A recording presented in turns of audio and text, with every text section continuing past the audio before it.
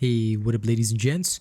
It's your favorite Asian robot right here, and now a YouTube partner. And today, what I'm actually going to be doing is answering a question that I get asked a lot.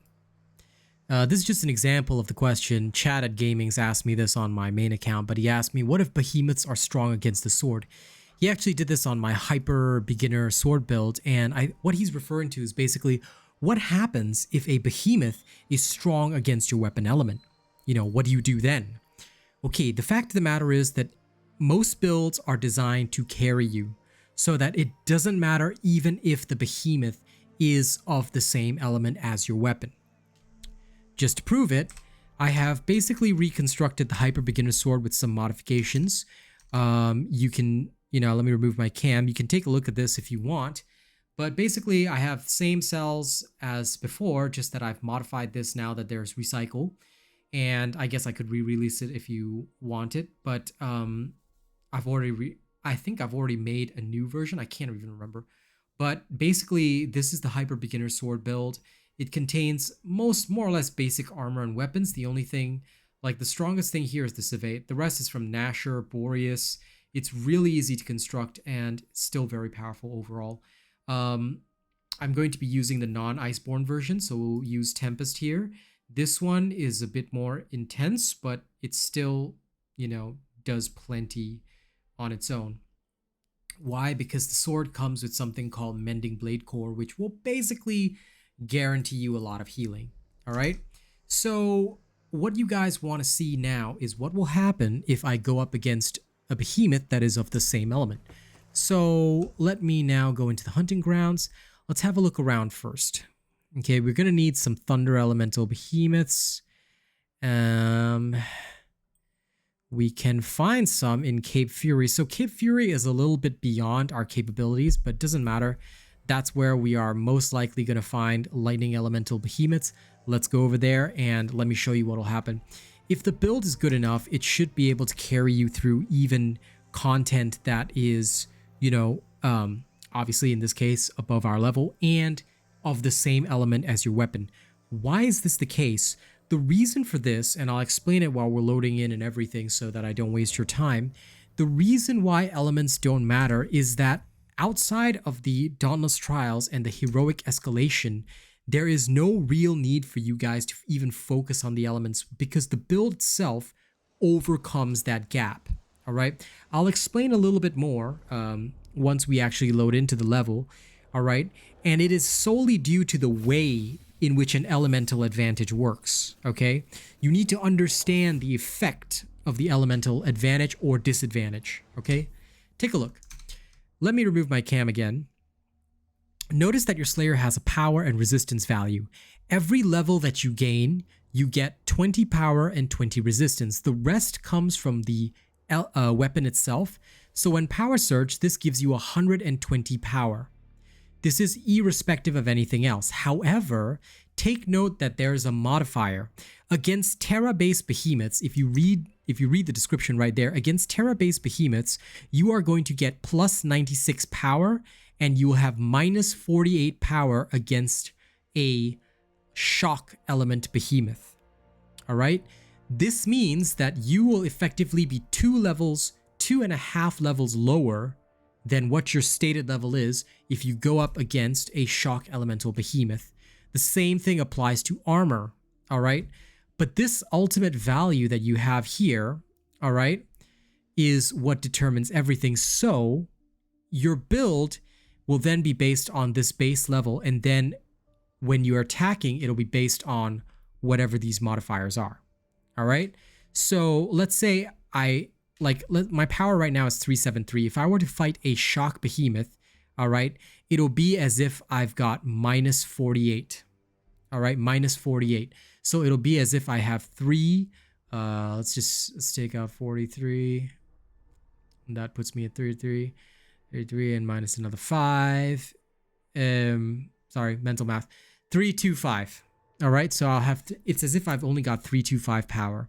My resistance will obviously be changed based on the armor I have. But basically, once you understand that math, you can see that, yes, you're going to be at a bit of a disadvantage. But is it really that much of a problem? Well, let's see. This creature is level 17. Alright, I really shouldn't be here and I really shouldn't be fighting this, but meh, demonstration purposes. That's part of the fun, ain't it?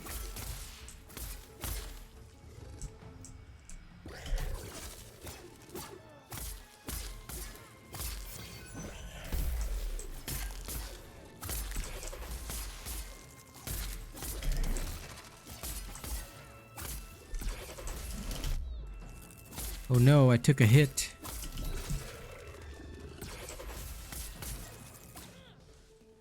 Now, of course, this fight is going to be a lot slower. Ow. I'm so bad at deflecting with the sword. But I am pretty good with the interruptions.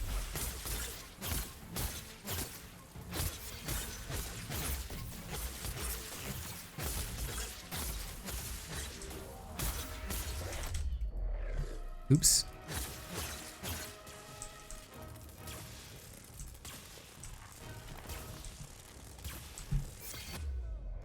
Oh, my sword interruptions. So bad.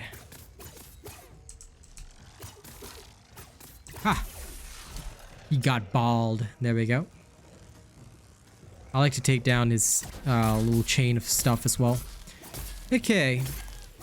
Oh, he's already at half health. Lovely. As you can see, the Hyper Beginner Sword was designed with a lot of survival, so you honestly don't need to worry too much. Even though this creature is like 7 levels above you, you're fine, you're fine. Just make sure you attack properly, okay? Oh, and the sword aura that you have can technically help you hit the balls back to the creature, but the downside is that if debris is in the way, as you just saw there, you're not going to be able to actually hit it, so yeah. Like I said, this fight will take a little bit longer because obviously you are at a severe disadvantage. And of course this doesn't use potions because this is a hyper beginner build, but it is easy, squeezy, and lemon peasy to just chop the behemoth down anyway.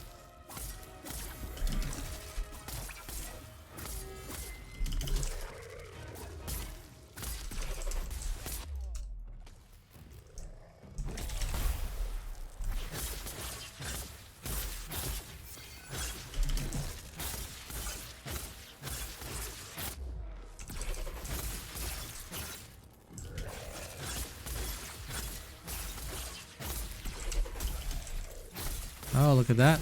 Another part break. Which means even more attack speed. Okay, it's dead. So it took a while, but it is dead. And that was a fight 7 levels of difference. And as you can see, I'm still alive. The Hyper Beginner Sword was designed solely for this purpose, to keep you alive. Now, as you can see, elements don't really matter that much. You would have finished the fight a lot faster, even with the same level difference, if you were fighting a Terra Behemoth. This is the one thing that I want to teach you guys. If you guys want to play around with elements, it's not necessary, but you can gain a decent advantage by using elements. Let's go to Underval Defile, where most of the creatures are Terra-based, right? Like the Koshai, Razorwing, Karabac. And one of the ways that you can speed level, if you guys are intent on that and not really hunting parts, you're more hunting weapon XP. If you guys are intent on that, check the element of your weapon and then basically choose hunting grounds where the level difference is not too high. Now, of course, I'm going here as part of like demonstration purposes, but if you go where the level difference is not too high and you fight only behemoths where you have an elemental advantage, it is pretty easy to level up fast. All right, why? Because every fight you get plus 96 power. 96 power is as if you have 4 extra levels. Sorry, it's as if you have 5, well, slightly under 5 extra levels. All right, because each level is 20 power, right?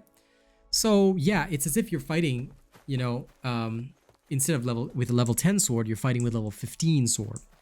Okay, that's pretty much the difference, and this is the reason why elemental advantage does matter, but it also doesn't matter. All right.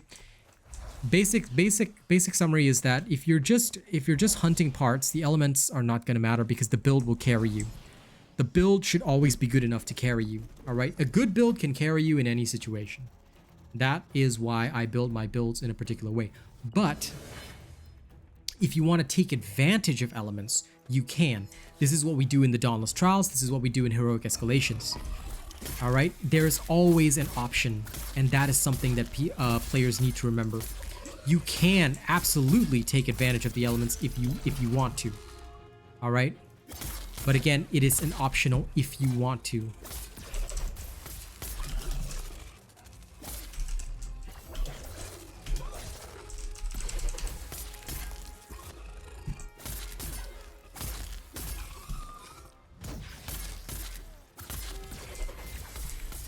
Like here, I am absolutely going to take advantage of this. Why? Because I know I can dish out insane amounts of damage while this poor thing is down. I'm just going to go ham. See that? By taking advantage of elemental differences, you can basically ensure that a fight is over before it even begins. What can the behemoth do to you? You who has every advantage over him. There, it's dead. You see, that's the difference of having an elemental advantage, and if you take advantage of it, it's very easy to win. So when it comes to speed leveling and speed reforging and stuff like that, players will often take advantage of elemental advantages, but if you're hunting parts, if you're trying to get something, don't worry too much about the elements. That's why early game and when you're doing your escalations and stuff, you don't have to be so worried about the elements. It's only for the late game stuff or if you're speed leveling. All right. So I hope this video helps you guys understand this information, and, you know, I just hope it clears things up, you know. That's literally it. I've got nothing else to say. So thank you very much for watching this video. Don't forget to like, share, and subscribe. If you want to support me, you can get a channel membership and you will be shouted out in these videos. All right. That's it. Catch you later. Bye-bye.